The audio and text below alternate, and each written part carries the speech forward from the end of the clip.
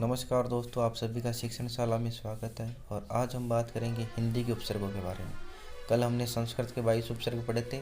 आज हिंदी और उर्दू के उपसर्ग पढ़ेंगे। हिंदी के उपसर्ग कितने होते हैं? 13। और संस्कृत के उपसर्ग कितने होते हैं? 19।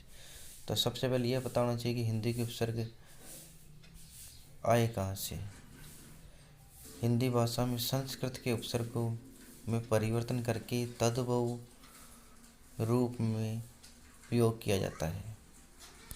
हिंदी के उपसर्ग कहाँ से आए हैं? संस्कृत के उपसर्गों में से है। संस्कृत के उपसर्ग को परिवर्तन करके। तो चलिए दोस्तों, हिंदी के उपसर्गों की चर्चा करते हैं। सबसे पहले ए यानी नहीं, यानी अकाज, अचेत, अटल, ये ए उपसर्ग है। उ उपसर्ग यानी नीचा, उछलना, उतरना, उजड़ना। उसके बाद ओ उपसर्ग। ओ का अर्थ क्या होता है? ओ का अर्थ होता है बुरा या नीचे, यानी ओ गुण, ओ घट, ओ सर। अन का मतलब बिना, अनपढ़, अनदेखा, अनमोल। अध का अर्थ होता है आधा, अधमरा, अधखिला, अधपका। ये शब्द तो हम शब्दों से ही पता चल जाएंगे कि उपसर्ग का अर्थ क्या होगा। अध का आधा, ओ का मतलब नीचे या बुरा, ऊ का मतलब ऊंचा, ए का मतलब नहीं।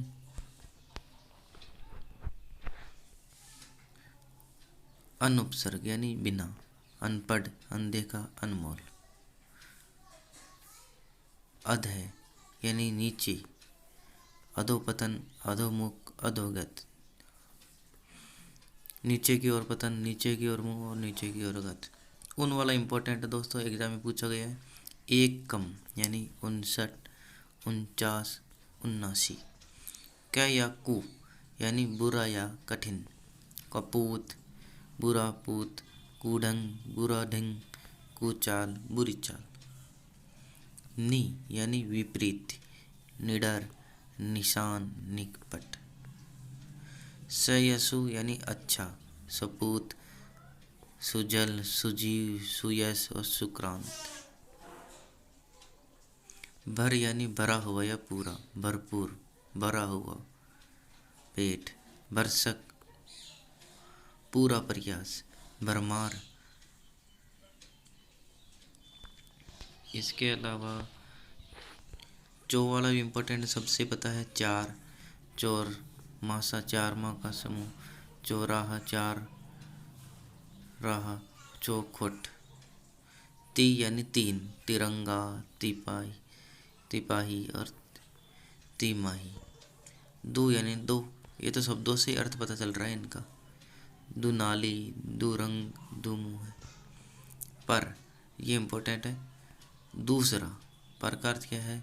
दूसरा। परहित, पर सुख, पर काज। बिन यानी निषेध या अभाव।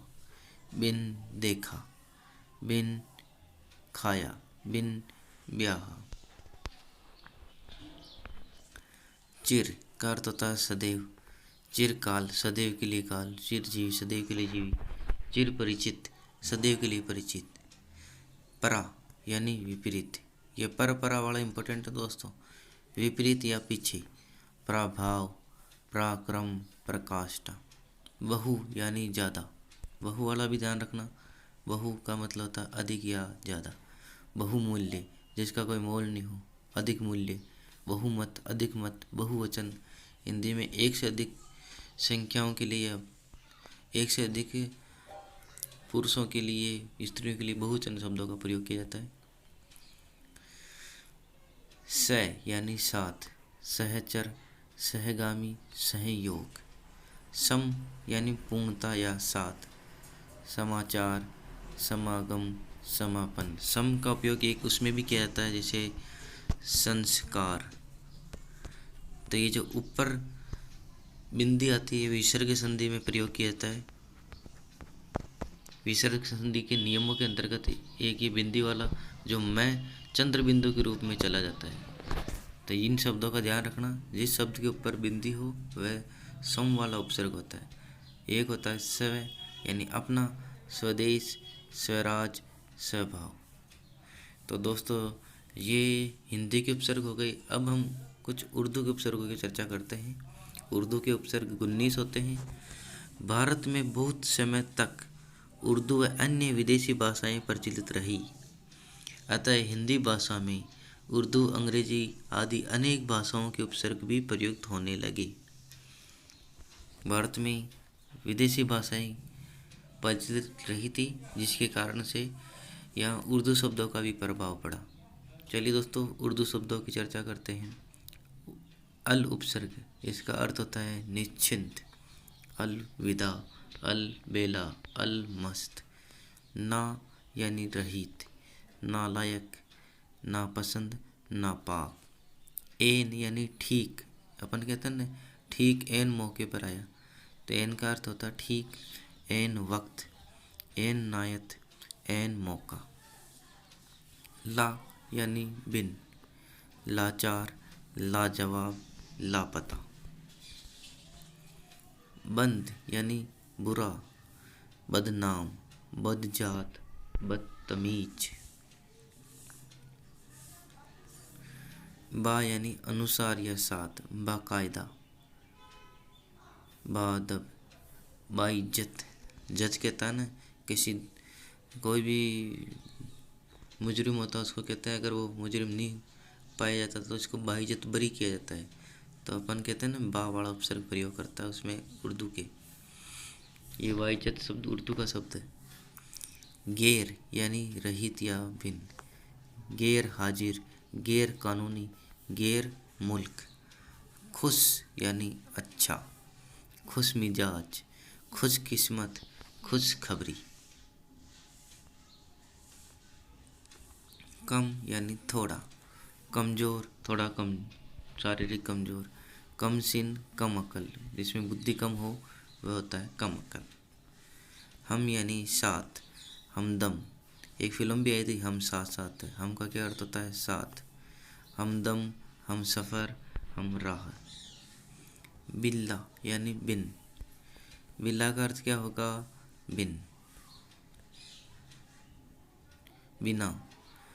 बिला वजह, बिला शक, बिला कसूर। बे यानी अभाव, बेचारा, बेहद, बेचैन। दर यानी में, दरअसल, दरकार, दरवेश। हर का अर्थ क्या होता है, प्रत्येक, हर घड़ी, हर वर्ष, हर रोज। बा का अर्थ क्या होता है, साथ या पर। ये बा, बै, इनका हमें ध्यान रखना है, उर्दू के अंदर प्रयोग में किया जाता है ये। बा का अर्थ होता है साथ या पर, बदसूरत, बतौर, बेस, बशर्त।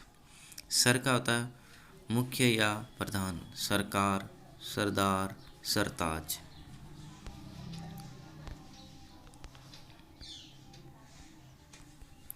नेक यानी भला, नेक दिल, नेक नियत, नेक काम। हेड का अर्थ होता है प्रमुख, head master, head boy, head girl.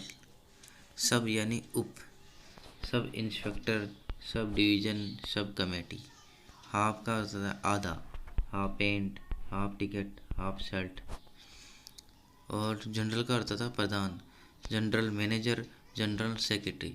तो ये थे दोस्तों हिंदी और संस्कृत के उपसर्ग और उर्दू के उपसर्ग। कल हमने संस्कृत के उपसर्गों की चर्चा करी थी, आज हिंदी और उर्दू के उपसर्गों की चर्चा करी है। उम्मीद करता हूँ ये वीडियो आपको पसंद आया होगा। वीडियो पसंद आया है तो लाइक कीजिए, शेयर कीजिए और अपने दोस्तों के साथ शेयर कीजिए। फिर एक नई वीडियो के साथ आपसे मुलाकात होगी, तब तक के लिए नमस्कार, जय हिंद।